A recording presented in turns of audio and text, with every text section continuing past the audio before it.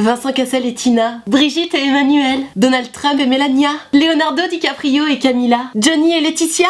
Tous sont des couples de stars qui ont minimum 20 ans d'écart. Choqué, tu dis? Pas forcément. Salut YouTube, comment ça va? Les relations avec des forts écarts d'âge, ça a souvent dérangé beaucoup de gens. Et en même temps, c'est vrai, on en voit tous les jours dans ces couples de stars que je viens de te citer. Est-ce que ça t'a vraiment choqué quand t'as appris ça? Alors c'est vrai que Vincent Cassel et sa petite meuf, ils font beaucoup parler d'eux. Mais en même temps, est-ce que tous les couples avec une différence d'âge ont absolument 30 ans d'écart? Pas forcément. Alors moi, je me suis dit qu'on allait en faire une vidéo de ce problème-là. Pourquoi on stigmatise comme ça les couples avec un écart d'âge? Est-ce que c'est immoral ou est-ce que c'est seulement parce que ça nous dérange? Quelles sont les vraies raisons pour lesquelles on emmerde les gens qui ont un couple avec une différence d'âge? C'est ce qu'on va voir dans cette vidéo et on passera ensuite à vos questions Instagram. Je vérifie que j'ai bien mis mon micro.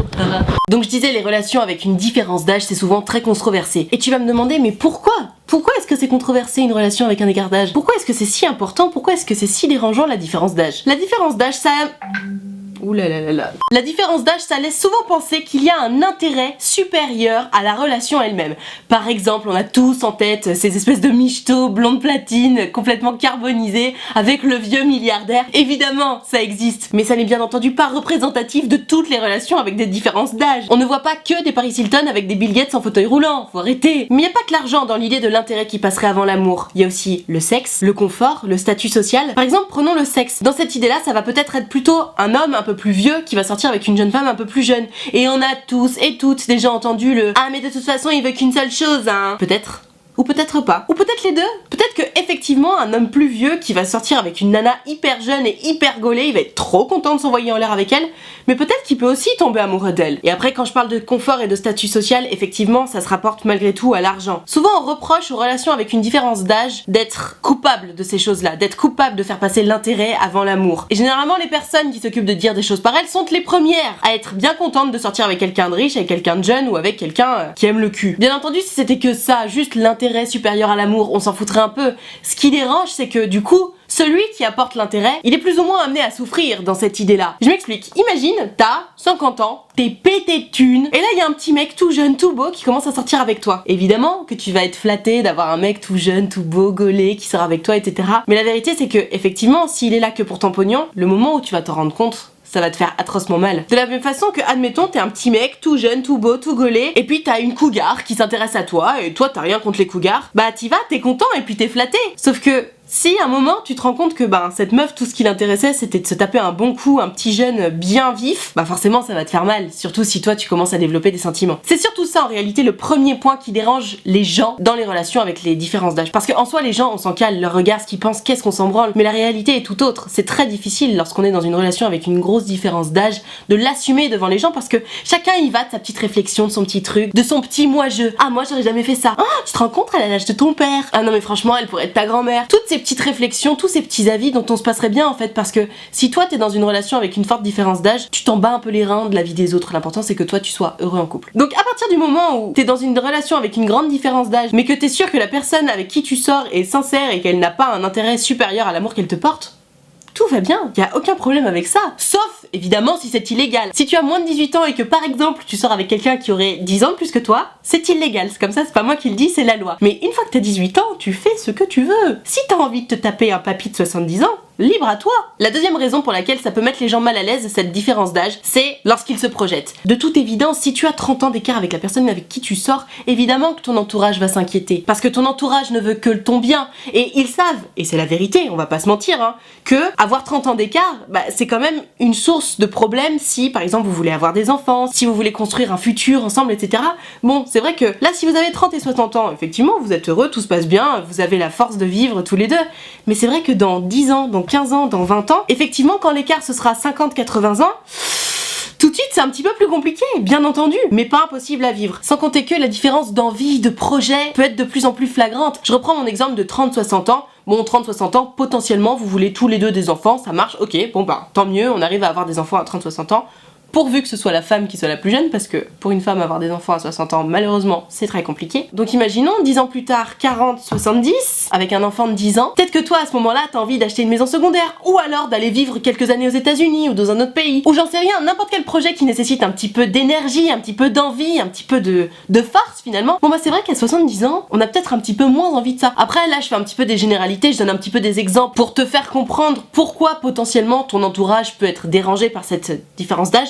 Il y a aussi des gens qui à 70 ans pètent la forme et qui ont le mental d'une personne de 30 ans et qui ont envie de bouger, etc. Je fais des généralités juste pour que tu comprennes ce que peut potentiellement penser ton entourage si toi tu sors avec quelqu'un avec une forte différence d'âge. Troisième point pour lequel ton entourage risque de t'emmerder avec la différence d'âge dans ta relation, c'est la peur. Au-delà des projets, etc. dont je venais de parler dans le point numéro 2, ton entourage peut sérieusement s'inquiéter pour toi. Admettons, t'es une jeune fille, tu viens d'avoir 18 ans, et bon, tu sors avec un mec de 50 ans. C'est quand même logique que ton entourage s'inquiète de est-ce que c'est vraiment ta volonté de sortir avec cet homme qui a 30 ans de plus que toi, soit plus du double de ton âge, ou est-ce que c'est sa volonté à lui et qui te force un petit peu entre guillemets? Est-ce que tu es vraiment libre de tes choix? Ou même l'inverse, hein, si t'es un mec de 18 ans et que tu sors avec une meuf de 50 ans, bon, à quel point celui ou celle de la relation qui est le plus vieux dirige tes pensées? Est-ce que tu es libre de penser par toi-même ou est-ce que tu es très influencé par la personne qui est plus vieille dans le couple? C'est une vraie question et forcément en tant que parent par exemple ou en tant qu'ami on peut se poser la question. On peut aussi se poser la question de est-ce que t'es pas un peu paumé? Qu'est-ce que tu cherches finalement? Parce que bon, c'est vrai que quand t'as 20 ans, toutes les chansons, tous les films le racontent, c'est à 20 ans qu'on est le plus beau, qu'on est le plus frais, qu'on est le plus vif. Pourquoi aller entre guillemets s'enterrer avec quelqu'un de 50 ans par exemple? Alors bien entendu, toi ta réponse c'est l'amour, t'es intéressé par cette personne, t'as envie d'être avec cette personne-là et c'est tout ce que tu recherches. Mais tu sais, il y a tellement de principes de psychologie qui disent que si tu sors avec quelqu'un de plus vieux que toi,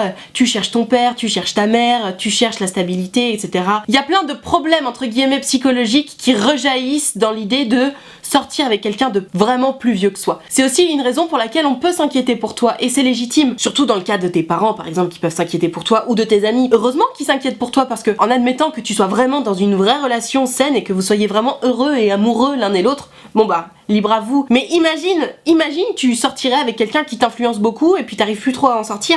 Heureusement dans ces cas-là qu'on a nos parents qui s'inquiètent pour nous et qu'on a nos amis qui s'inquiètent pour nous aussi. Mon point dans tout ça c'est que il n'y a rien de malsain à sortir avec quelqu'un de même 30 ans plus vieux que soi pourvu qu'il y ait de l'amour et des sentiments, même si c'est tellement peu commun que l'opinion publique a du mal à se faire à cette idée-là. J'ai évidemment fait mes petites recherches avant de faire cette vidéo et je regardais un article qui expliquait que ça dérangeait aussi les gens parce que la différence d'âge c'était tout à fait à l'encontre de l'idée du romantisme qu'on se fait. Et effectivement, comme je disais, dans tous les films, dans toutes les chansons d'amour que tu veux, bon les personnages principaux ils ont entre 20 et 30 ans, ils sortent ensemble et puis ils sont beaux, ils sont frais, ils sont jeunes et ils sont prêts à avoir des enfants et à vivre longtemps l'un à côté de l'autre. C'est vrai que dans une relation avec un fort écart d'âge, j'arrête pas de parler de 30 ans d'écart parce que c'est la différence la plus flagrante et elle existe. C'est vrai qu'on se pose des questions à ce moment-là parce que 30 ans d'écart, c'est quand même 30 ans de vie potentiellement en moins, donc il faut être prêt à envisager toutes les possibilités en fait. Il faut pas trop blâmer les gens qui t'aiment et qui s'inquiètent pour toi. En revanche, les gens qui ne te connaissent pas et qui te jugent dans ta relation dont ils ne savent rien, ceux-là tu peux bien les envoyer bouler parce que effectivement leur petit avis, qu'est-ce qu'on s'en branle,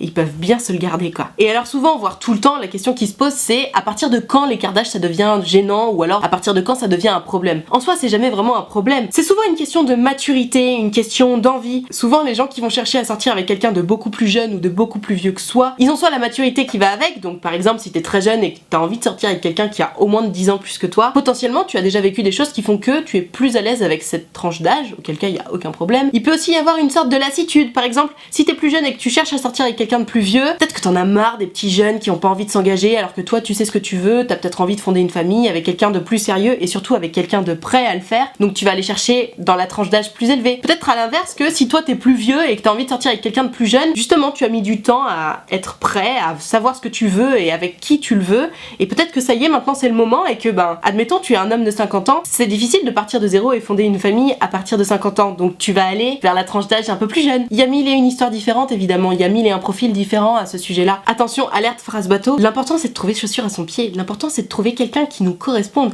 quel que soit son âge, à partir du moment où les maturités vont ensemble, à partir du moment où les envies, les projets correspondent, il n'y a aucun problème à ça. La seule chose qu'il faut bien avoir à l'esprit, c'est que qui dit différence d'âge dit différence d'expérience. Il est sûr et certain qu'à 20 ans, tu as vécu moins de choses, tu sais moins de choses et tu as beaucoup moins d'expérience de la vie qu'à 50 ans. C'est sûr et certain. Une fois que t'es alerté de ça, il y a aucun problème. Et c'est à partir de là qu'il faut assumer le regard des autres, les réflexions, etc.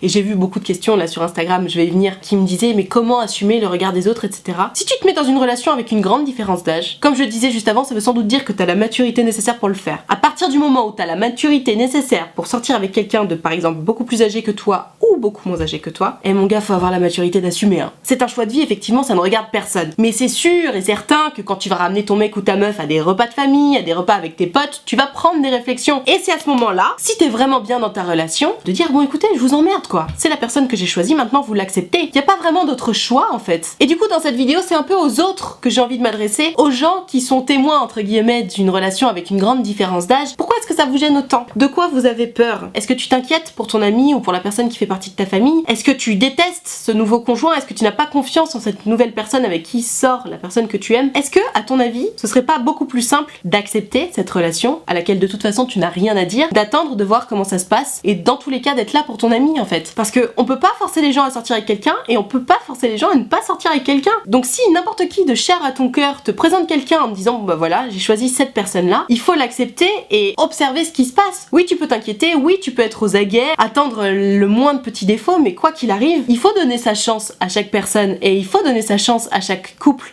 même si toi ça ne correspond pas à tes choix de vie à toi, ça tombe bien, c'est pas ton couple à toi. Donc accepte et regarde. Après bien entendu, si ça fait 6 mois que ça dure et que toi, en tant qu'ami, en tant que proche, tu as observé que la personne qui est chère à ton cœur se fait bouffer ou que ça va pas, là tu pourras donner ton avis, là tu pourras dire écoute, je pense que t'es pas bien dans ta relation, comme tu l'aurais fait avec n'importe quel ami qui serait mal dans son couple. C'est pas parce qu'il y a une grande différence d'âge que tu as plus le droit de donner ton avis que pour une autre relation qui serait entre guillemets plus lambda. Dans tous les cas, pour n'importe quelle relation de pote ou de proche, on observe toujours les gens avant de dire écoute, moi je le sens pas ton mec ou ta meuf. Donc un bon conseil, fais pareil avec les gens qui ont une relation avec une grande différence d'âge. Je vais te dire pourquoi. Souvent ces couples-là ont tendance à être isolés parce que leurs proches n'acceptent pas ça. Alors on les lapide, quoi qu'ils fassent de travers, c'est tout de suite leur faute, c'est tout de suite très mal. Si on essayait de voir les choses avec un tout petit peu plus de recul, peut-être qu'on se rendrait compte qu'en fait le plus important c'est que les gens soient heureux et amoureux et que leur histoire se passe bien. Si elle doit se terminer un jour, ce sera leur problème à eux. Et si l'écart d'âge devient trop lourd à porter, ce sera aussi leur problème à eux. Et ne t'inquiète pas qu'ils y ont déjà pensé bien avant que tu leur en parles. Ayons un petit peu d'ouverture d'esprit pour nos amis et pour nos proches. C'est important je pense. L'important c'est l'amour. Voilà, c'est sur cette bonne parole que j'ai terminé tout ce que j'avais à dire sur les relations avec un écart d'âge. Vous m'avez posé plein de questions sur Instagram, donc on va checker ça tout de suite. Pourquoi selon les âges, la différence ne choque pas? En fait, la première chose qui choque généralement dans les différences d'âge, c'est l'écart de maturité. À quel point on est capable de se défendre finalement. Typiquement, si tu vois une jeune fille de 12 ans sortir avec un garçon de 17 ans, c'est légal, mais tu vas drôlement t'inquiéter pour la petite fille de 12 ans, parce que tu vas te dire, ok, il va la violer. Et pourtant, il y a que 5 ans d'écart d'âge. Bon, quelqu'un de 35 ans qui sort avec quelqu'un de 40 ans, il y a aucun problème pour personne. La seule différence, c'est la maturité. De 12 à 17 ans, il y a une vie, tu apprends tellement de choses de la vie entre 12 et 17 ans. Bon, entre 40 et 45 ans, à part peut-être avoir un 2 ou 3e enfant, t'apprends pas grand chose de plus de la vie. C'est assez stable. Donc c'est l'écart de maturité, tout simplement. De la même façon que quelqu'un de 18 ans qui va sortir avec quelqu'un de 48 ans, tu vas te dire, putain, vous êtes sûr? On va avoir peur pour la personne de 18 ans qu'elle se fasse marcher sur les pieds et puis pour la personne de 48 ans qu'elle se fasse un peu chier. Alors que quelqu'un de 35 ans qui va sortir avec quelqu'un de 65 ans, on va déjà avoir un petit peu moins peur que l'un et l'autre se fassent chier. On se doute bien que ce sont des adultes responsables qui savent ce qu'ils font et au final à cet âge-là on leur fait plus ou moins confiance pour faire un peu ce qu'ils veulent. Donc à mon sens, ce qui fait qu'on va s'inquiéter pour certains et moins pour d'autres, c'est vraiment la maturité. À partir du moment où on considère que les deux sont suffisamment matures et ont suffisamment d'expérience et de caractère pour se défendre eux-mêmes, pourquoi s'inquiéter pour eux? On a confiance en eux. Est-ce vraiment de l'amour quand un jeune sort avec une personne riche à l'article de la mort? Dans le fameux cas de Paris Hilton qui sortirait avec un Bill Gates en fauteuil roulant, je suis très ouverte d'esprit, hein, mais ça m'étonnerait quand même. On peut parler d'amour quand il s'agit d'une petite fille et de son grand-père, voilà, bon, tu peux aimer ton grand-père d'un amour familial, mais entre nous, ça m'étonnerait quand même que t'aies envie de ken avec quelqu'un qui a 90 ans, particulièrement quand t'as 20 ans, quoi. Déjà qu'à 90 ans, t'as pas très envie de ken avec quelqu'un de 90 ans, bon, à 20 ans, s'il te plaît, quoi. Penses-tu que la différence d'âge amène forcément au conflit en termes de projet de vie? Je pense que de toute façon, dans n'importe quel couple, le conflit en termes de projet de vie est inévitable. Où est-ce qu'on va vivre? Comment on décore la maison? Combien on veut d'enfants? Où est-ce qu'on met les enfants à l'école? Il y a un million de questions sur lesquelles on peut déjà ne pas être d'accord dans un couple entre guillemets standard. Alors forcément, dans un couple avec 30 ans d'écart, comme je disais tout à l'heure, peut-être qu'il va y avoir un moment où les rythmes vont commencer à être vraiment différents. Quand la personne de 30 ans va être au maximum de sa forme, avec une énergie folle, l'envie de bouger, de voyager, peut-être que bon, à 60 ans, cette motivation sera un petit peu moins présente. Peut-être qu'à 60 ans, la personne aura un peu plus envie d'être posée, etc. C'est qu'une question de rythme. Si les deux, malgré leurs 30 ans d'écart, réussissent à garder plus ou moins le même rythme, il n'y a pas de problème. Mais pour ce qui est du conflit en termes de projet de vie, bien entendu qu'ils vont s'engueuler puisque tous les couples s'engueulent sur les projets de vie et même sur le fait de avoir ou non des enfants. Il y a plein de couples où il y en a un des deux qui veut un enfant et l'autre qui n'en veut pas et qui se séparent pour ça. Il n'y a pas besoin de 30 ans d'écart pour se séparer à cause d'un désir d'enfant. À méditer. Lorsque l'on est au lycée, j'ai 14 ans et bientôt 15, quel est l'écart d'âge acceptable? J'ai entendu une règle qui était la moitié de ton âge plus 7. Donc c'est un peu bâtard parce que si t'as 14 ans, la seule différence d'âge qui fonctionne avec cette règle, c'est la moitié de ton âge, donc 7, plus 7, donc 14. Donc selon cette règle, à ton âge, à 14 ans, on ne sort qu'avec des gens de 14 ans. Bon, c'est un peu drastique pour les âges d'adolescents, et en même temps, je trouve que à l'adolescence, c'est pas idiot d'essayer de sortir quand même avec des gens qui ont plus ou moins le même âge que toi, parce que c'est vrai qu'en termes d'expérience, comme je disais juste avant, entre 12 et 17 ans, qu'est-ce qu'on grandit, qu'est-ce qu'on apprend des choses. Donc peut-être que sortir avec quelqu'un qui a exactement ton âge quand t'es ado, au final, c'est peut-être pas plus mal. Maintenant, bien entendu, chacun fait ce qu'il veut, hein. Les cougars sont-elles des démons? Personnellement, j'ai rien contre les cougars, je comprends qu'à 50-60 ans, on préfère se taper des petits jeunes plutôt que des mecs de 50-60 ans. Effectivement, ils sont un peu mieux gaulés et ils sont un peu plus frais. De la même façon qu'on comprend très bien les hommes de 50-60 ans qui préfèrent se taper des minettes de 20 ans plutôt que des femmes de 50-60 ans. Évidemment, le corps, le visage est absolument à son maximum entre 20 et 30 ans. Bon, c'est le moment où t'as pas encore de rides, où tout est hyper ferme, où tout est beau. Bien entendu que c'est plus attirant. Maintenant, est-ce que les cougars sont des démons? Bah non, en fait, c'est juste des meufs qui aiment se taper des mecs bien gaulés.